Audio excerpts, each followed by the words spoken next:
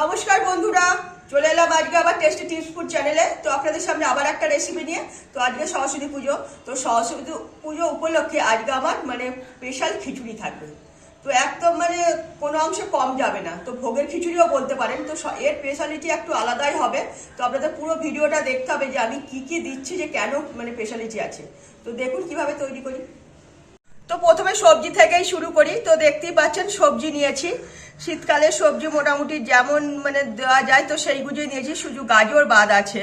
এখানে আলু রয়েছে, টমেটো আছে, একটু রাঙালু দিচ্ছি, একটু বিনস আছে, আর একটু মটরশুঁটি, একটু ফুলকপি, আর একটু সাদা মূলো দিচ্ছি।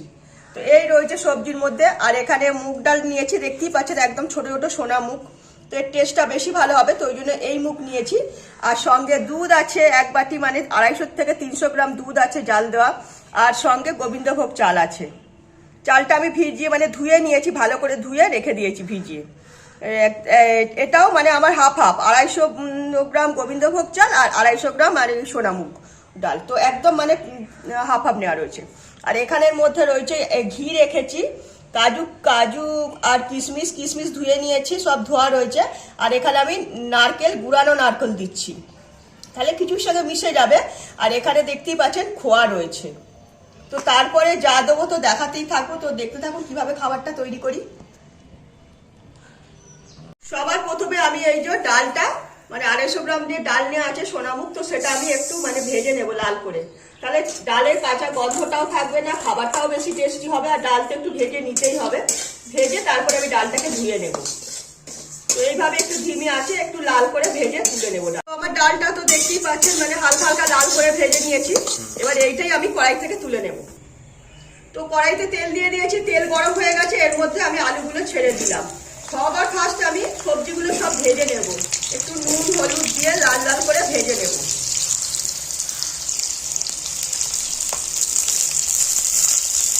অল্প করে নুন দিয়ে দিলাম, আর দেবো সামান্য অল্প করে হলুদের গুঁড়ো। এইটা দিয়েই এইভাবে যতগুলো সবজি আছে, যত রকমের, সব সবজিগুলো ভেজে নেব। তো দেখতেই পাচ্ছেন আলু আর রাঙালু আমার দুটোই একসঙ্গে ভাজা হয়ে গেছে, এটাও কড়াই থেকে তুলে নেব।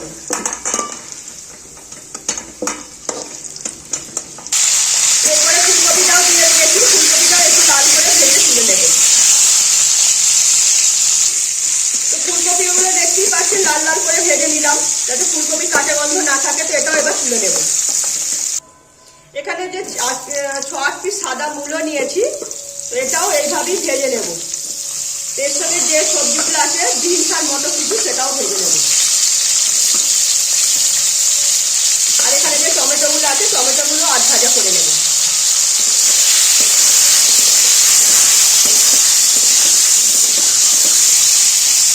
এর মধ্যে একটু নুন দিয়ে দেবো, তাহলে পরে এখন নুন দিলে পরে সবজির মধ্যে নুনটা টেনে নেবে, তো খাবারটা খেতে বেশি ভালো লাগবে। নুন দিয়ে আবার এরকমই একটু লাল লাল করে ভেজে তুলে রেখে দেবো। এখানেও সব সবজি ভাজা হয়ে গেছে, এইভাবে সব সবজি আমার ভাজা হয়ে গেল, সবই তুলে নিয়ে নিই।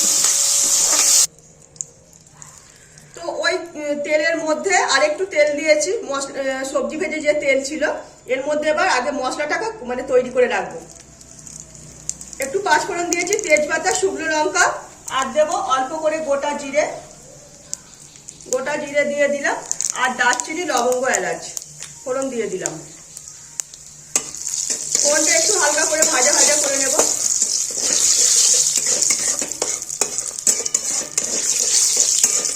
তো ফোড়ন ভাজা হয়ে গেছে, এবার এর মধ্যেই আমি সব রকম মশলা দিয়ে দেব।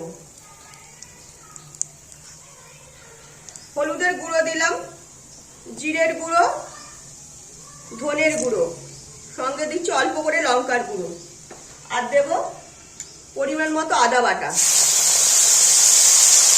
খাবারটা বানাতে যতটা আদা বাটা লাগবে তো ততটাই। চিনি দিয়ে দিলাম ব্যালেন্স মতন। মশলাটা আমার ভালো মতো ভাজা হয়ে গেছে।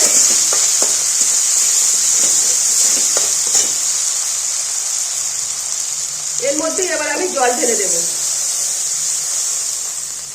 অল্প করে সামান্য জল দিয়ে দিলাম।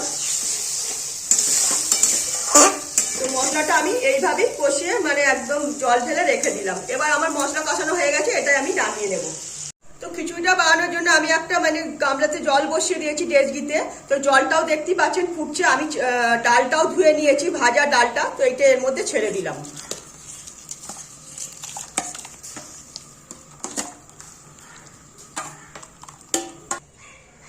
তো দেখতেই পাচ্ছেন আগে ডালটা দিয়েছি, এই কারণে এই যে দেখছেন ডালের মধ্যে যে ফেনাটা উঠছে না, এই ফেনাটা আমি ফেলে দেবো।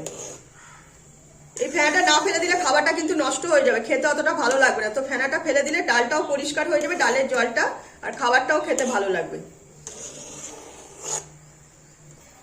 তো দেখতেই পাচ্ছেন ফেনাটা ফেলে দিয়ে পুরো একদম পরিষ্কার করে নিয়েছি। তো এবার আমি এর মধ্যে ভিজিয়ে রাখা গোবিন্দভোগ চালটাও ছেড়ে দিলাম।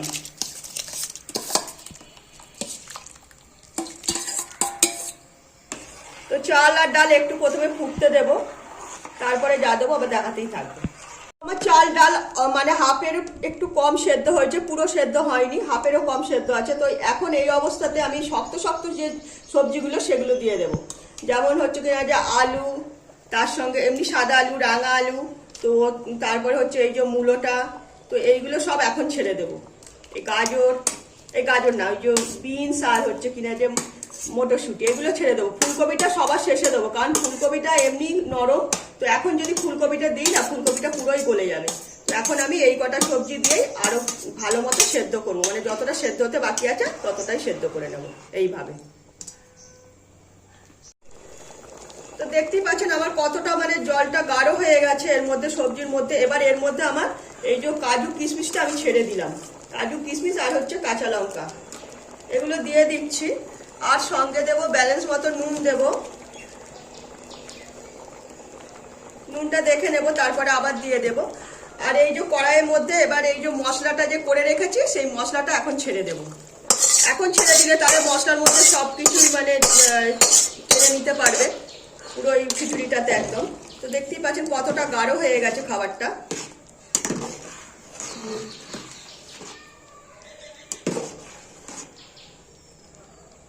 গাঢ় হয়ে যাচ্ছে। তো এবার আমি এই পর্যায়েতে এই যে আমার 300 গ্রাম দুধ আছে, এটা ঢেলে দেব, যতটা লাগবে। 250 মতো দুধ আমি দিয়েই দিলাম। এই খাবারটা মানে মুখে দিলেই পুরো মিলিয়ে যাবে, আর টেস্টই সম্পূর্ণ আলাদা। তারপরেও এখনো অনেক কিছুই দেওয়া বাকি রয়েছে, তো আপনারা দেখতে থাকুন তারপরে কি দিই। খাবারটা অনেকটাই রেডি হয়ে গেছে। এবার এই যে ভেজে রাখা ফুলকপিগুলো এখন ছেড়ে দিলাম। ফুলকপিগুলো এমনি গরমের মধ্যেই মানে নরম হয়ে যাবে, এইটা আলাদা করে সেদ্ধ করতে হবে না। আর এখানে এই যে নারকেল যে গুঁড়ানো আছে, এই নারকেলটাও এর মধ্যে দিয়ে দিলাম।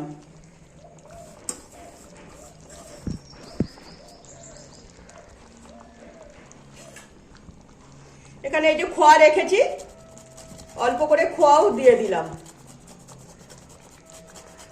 আমার এই খাবারটা কিন্তু ভোগের খাবার থেকে মানে ভোগের খিচুড়ি থেকে কোনো অংশে কম যাবে না। অবশ্যই বাড়িতে একদিন এইভাবে আপনাদের ট্রাই করে দেখতে হবে। তো অল্প অল্প করে সব কিছুই দিয়ে দিলাম। এবার দেবো এর মধ্যেই ভাজা মশলা। একটু ভাজা মশলা খিচুড়িতে না দিলে খাবারটা টেস্ট আসবে না, যেহেতু নিরামিষ খিচুড়ি, তো তার জন্য। আর দেবো ঘি।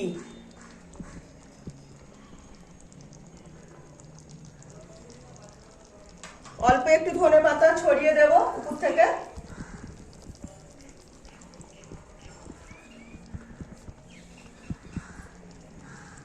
দেখতেই পাচ্ছেন আমার ভোগের খিচুড়ি একদম রেডি, পুরো একদম মুখরোচক খাবার, মুখে দিলেই মিলিয়ে যাবে, সম্পূর্ণ আলাদা টেস্ট। তো এটাই আমি এবার নামিয়ে নেব, তারপরে দেখাবো।